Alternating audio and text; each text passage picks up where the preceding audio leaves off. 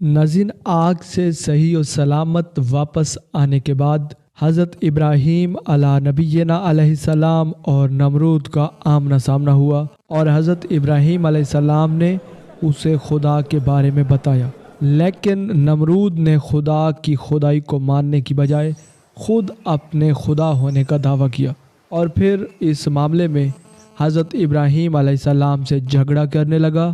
اس بات سے اس بات کا اندازہ سورہ بقرہ میں اس طرح سے آتا ہے: کیا تو نے اس شخص کو نہیں دیکھا جس نے ابراہیم سے اس کے رب کی بابت جھگڑا کیا، اس لیے کہ اللہ نے اسے سلطنت دی تھی؟ جب ابراہیم نے کہا کہ میرا رب وہ ہے جو زندہ کرتا ہے اور مارتا ہے، اس نے کہا میں بھی زندہ کرتا ہوں اور مارتا ہوں۔ کہا ابراہیم نے، بے شک اللہ سورج مشرق سے لاتا ہے اور تو اسے مغرب سے لے آ۔ تب وہ کافر حیران رہ گیا اور اللہ بے انصافوں کو سیدھی راہ نہیں دکھاتا۔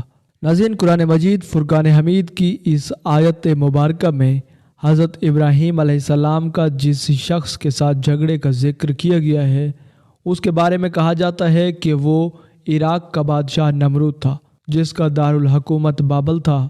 حضرت ابراہیم علیہ السلام نے جب کفار کے بت توڑ دیے، انہیں نمرود کے دربار میں پیش کیا گیا، جہاں آپ علیہ السلام کا نمرود سے مکالمہ ہوا۔ دربار میں پیشی ہوئی تو زیر بحث مسئلہ خدائی کا تھا۔ جب اسے حضرت ابراہیم علیہ السلام نے اللہ کی عبادت کی دعوت دی تو اس نے جہالت اور گمراہی کی وجہ سے خدائی کا دعویٰ کر دیا۔ چنانچہ حضرت ابراہیم علیہ السلام نے اس سے بحث کی، اس نے اپنے رب ہونے کا دعویٰ کیا تو حضرت ابراہیم علیہ السلام نے فرمایا، میرا رب زندہ کرتا ہے اور مارتا ہے۔ اس نے کہا میں بھی زندہ کرتا ہوں اور مارتا ہوں۔ محمد بن اسحاق بیان کرتے ہیں کہ اس کے سامنے 2 آدمی پیش کیے گئے، ان کے لیے سزائے موت کا فیصلہ ہو چکا تھا۔ اس نے ایک کو قتل کرنے کا حکم دیا اور دوسرے کو معاف کر دیا۔ اس طرح اس نے یہ فریب دیا کہ اس نے ایک کو موت دی اور دوسرے کو زندگی بخش دی۔ اس کا یہ عمل حضرت ابراہیم علیہ السلام کی دلیل کا جواب نہیں تھا، اور نہ ہی اس کا موضوع مناظرہ سے کوئی تعلق تھا، جس سے یہ ظاہر ہو گیا اس کے پاس کوئی دلیل نہیں تھی۔ حضرت ابراہیم علیہ السلام نے جو دلیل پیش فرمائی، اس کی وضاحت یہ ہے کہ جانداروں کا جینا مرنا ایک عام مشاہدے کی چیز ہے، کیونکہ یہ واقعات خود بخود پیش نہیں آتے، لہٰذا ضرور کوئی ایسی ذات موجود ہے جس کی معیشت کے بغیر ان اشیاء کا وجود میں آنا محال ہے۔ لازمی ہے کہ نظر آنے والے واقعات کا کوئی فاعل ہو جس نے انہیں پیدا کیا، انہیں اپنے نظام کا پابند کیا، جو ستاروں، ہواؤں اور بادلوں کو ایک جگہ سے دوسری جگہ لے جاتا ہے اور بارش برساتا ہے، اور ان جانداروں کو پیدا کرتا ہے جو ہمیں نظر آتے ہیں، اور پھر انہیں موت سے ہمکنار کر دیتا ہے۔ اس لیے حضرت ابراہیم علیہ السلام نے ایک اور دلیل پیش کی جس سے نہایت واضح طور پر خالق کا وجود اور نمرود کے دعوے کا بطلان ثابت ہوتا ہے۔ ناظرین، اس کی وجہ سے اسے سب کے سامنے لاجواب اور خاموش ہونا پڑا۔ ارشاد باری تعالیٰ ہے، ابراہیم نے کہا اللہ وہ ہے جو سورج کو مشرق سے نکالتا ہے، لہٰذا تو اسے مغرب سے نکال دے۔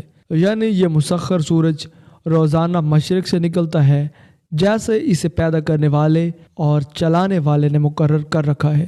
اگر تو ہی زندگی اور موت کا مالک ہے، جیسا کہ تیرا دعویٰ ہے کہ تو زندہ کرتا ہے اور موت دیتا ہے، تو سورج کو مغرب سے لے کر آ، کیونکہ جس کے ہاتھ میں زندگی اور موت کا اختیار ہو اور جو چاہتا ہے وہ کر سکتا ہے، اسے نہ منع کیا جا سکتا ہے نہ مغلوب کیا جا سکتا ہے، بلکہ وہ تو ہر چیز پر غالب ہوتا ہے اور ہر چیز اس کے حکم کی پابند ہوتی ہے۔ اگر تیرا دعویٰ سچا ہے تو یہ کام کر، ورنہ ثابت ہو جائے گا کہ تیرا دعویٰ غلط ہے۔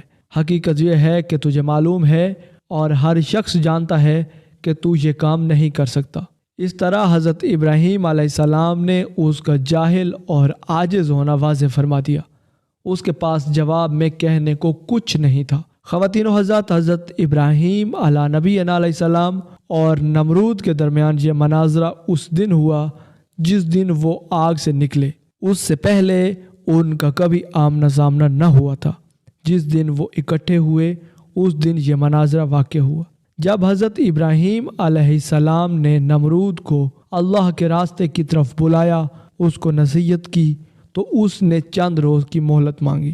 اس کے وزیر نے کہا، اتنی مدت تو نے خود خدائی کی، اب دوسرے کی بندگی اختیار کرتا ہے اور اپنے لیے شرمندگی اور رسوائی اختیار کرتا ہے، جس کے نتیجے میں آخر کار اس نے حضرت ابراہیم علیہ السلام کے سامنے انکار کر دیا اور کہا، میں تیرے رب کی رضا کے واسطے کئی ہزار گائیں اور بکریاں اور اونٹوں کی قربانی دیتا ہوں۔ حضرت ابراہیم علیہ نبی علیہ السلام نے فرمایا کہ ایمان کے بغیر قربانی قبول نہیں ہوتی، پھر بھی تیرے واسطے دوزخ ہی ہوگی۔ پھر حضرت ابراہیم علیہ السلام نے فرمایا، اتنی بڑی بادشاہی خدا نے تجھے دی اور مجھے خدا نے تیرے واسطے نبی بنا کر بھیجا اور مجھے آگ سے بچا کر ایک معجزہ تجھے دکھایا، پھر بھی تو کفر سے باز نہ آیا، تو تیرے لیے غارت کرنے کو اس کا ادنا لشکر بھی کافی ہے۔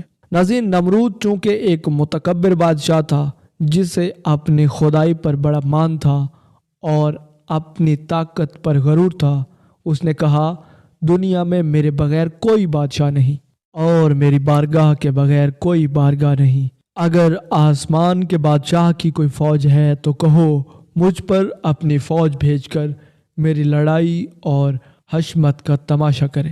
ناظرین، زید بن اسلم سے روایت ہے کہ نمرود نے اشیاء خورد و نوش کا انتظام اپنے ہاتھ میں رکھا۔ لوگ غلے کے لیے اس کے پاس جاتے تھے اور حضرت ابراہیم علیہ السلام بھی دوسرے لوگوں کے ساتھ غلہ لینے گئے۔ اس سے پہلے ان دونوں کی کبھی ملاقات نہ ہوئی تھی۔ اس وقت ان کے درمیان یہ مناظرہ ہو گیا۔ اس نے حضرت ابراہیم علیہ السلام کو غلط دینے سے انکار کر دیا۔ آپ اس کے پاس آئے تو آپ کے پاس غلہ نہیں تھا۔ جب آپ گھر کے قریب پہنچے تو دونوں بورے مٹی سے بھر لیے اور دل میں سوچا کہ جب میں گھر پہنچوں گا تو گھر والے مطمئن ہو جائیں گے۔ گھر پہنچ کر انہوں نے بورے اتارے اور خود سو گئے۔ آپ کی زوجہ محترمہ جناب سارہ اٹھ کر بوروں کے پاس گئی تو دیکھا بیش قیمت غلے سے بھرے ہوئے بورے ہیں۔ انہوں نے کھانا تیار کیا اور حضرت ابراہیم علیہ السلام جب بیدار ہوئے تو دیکھا کھانا تیار ہے۔ انہوں نے پوچھا، یہ کھانا کہاں سے آیا ہے؟ آپ کی زوجہ نے فرمایا، جو آپ علیہ السلام لائے تھے اسی سے تیار کیا ہے۔ آپ سمجھ گئے کہ اللہ سبحانہ و تعالیٰ نے عطا فرما دیا ہے۔ زید بن اسلم نے فرمایا، اللہ سبحانہ و تعالیٰ نے اس ظالم بادشاہ کے پاس ایک فرشتہ بھیجا جس نے اسے اللہ پر ایمان لانے کو کہا۔ اس نے انکار کر دیا۔ دوبارہ ایمان کی دعوت دی، اس نے پھر انکار کر دیا۔ اس نے تیسری بار ایمان کی دعوت دی، اس نے پھر انکار کر دیا اور کہا، تو اپنے لشکر جمع کر لے، میں اپنے لشکر جمع کرتا ہوں۔ ناظرین، بعض مصادر کے مطابق نمرود خدا کو ڈھونڈنے اور اس کا مقابلہ کرنے کے لیے وہ خوابوں میں آسمان کی طرف گیا، لیکن نا امید زمین پر لوٹ آیا۔ نمرود کے حکم سے ایک مینار بنایا گیا جس کی بلندی آسمان تک جا پہنچے، یعنی وہ بہت زیادہ اونچا تھا۔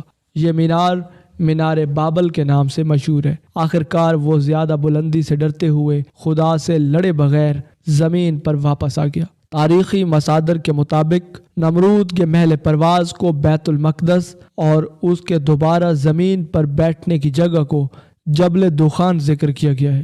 بعض تاریخی مصادر میں نمرود کے آسمان کی طرف پرواز کرنے کی داستان کو مختلف انداز میں پیش کیا گیا ہے۔ ان مصادر میں آیا ہے کہ نمرود نے خدا سے مقابلہ کرنے کے لیے ایک بلند و بالا مینار بنایا جو مینار بابل کے نام سے مشہور ہوا، جو کچھ مدت بعد خدا کے حکم سے نیست و نابود ہوا۔ بعض مفسرین کے مطابق سورہ نحل کی آیت نمبر 26 میں اسی واقعے کی طرف اشارہ کیا گیا ہے۔ خدا نے کافروں کی اس عمارت کو تباہ کرنے کی طرف اشارہ کیا ہے جسے لوگوں کو دھوکہ دینے کے لیے تعمیر کیا گیا تھا۔ ان ساری روایات کے برعکس یہ روایت بالکل درست ہے کہ جب نمرود نے حضرت ابراہیم علیہ السلام کو چیلنج کیا کہ اگر تمہارے آسمانی خدا کی کوئی فوج ہے تو اسے کہو مجھ پر اپنے لشکر بھیجے اور جنگ کرے۔ یہ سن کر حضرت ابراہیم علیہ السلام نے اللہ سبحانہ و تعالیٰ سے دعا مانگی اور مدد مانگی۔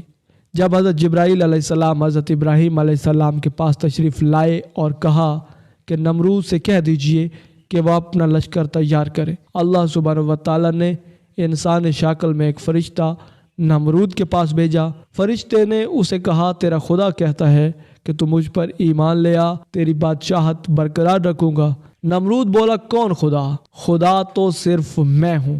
فرشتے نے دوسری اور تیسری بار بھی اپنی بات دہرائی مگر ہر بار نمرود نے انکار ہی کیا۔ نمرود کی سرکشی کا نتیجہ یہ ہوا کہ اللہ سبحانہ و تعالیٰ کی طرف سے مچھروں کی فوج نمرود کے لشکر پر مسلط ہو گئی، جس نے لشکر کے تمام افراد کا گوشت کھا کر سارا خون پی لیا اور ان کی صرف ہڈیاں باقی رہ گئی۔ مچھر اتنے زیادہ تھے کہ سورج کی روشنی ٹھیک سے دکھائی نہیں دیتی تھی۔ نمرود یہ ہولناک منظر دیکھتا تھا مگر کچھ نہیں کر سکتا تھا۔ اس کے بعد اللہ کا کرنا یہ ہوا کہ ایک مچھر نمرود کے ناک کے راستے دماغ میں گھس گیا اور مغز کھانا شروع کر دیا۔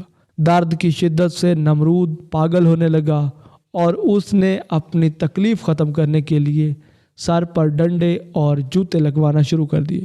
خدا کی قدرت کہ جب سر پر ڈنڈا پڑتا مچھر کاٹنا چھوڑ دیتا اور جب ڈنڈا نہ پڑتا تو مچھر کاٹنا شروع کر دیتا تھا۔ کیفیت یہ ہو چکی تھی کہ جو شخص نمرود کے سر پر زوردار چوٹ لگاتا وہ اس کا ہمدرد کہلاتا۔ یوں ڈنڈے اور جوتے پڑتے پڑتے اور چوٹیں لگتے لگتے 400 سال گزر گئے اور نمرود بالآخر ذلیل و خوار ہو کر جہنم رسید ہو گیا۔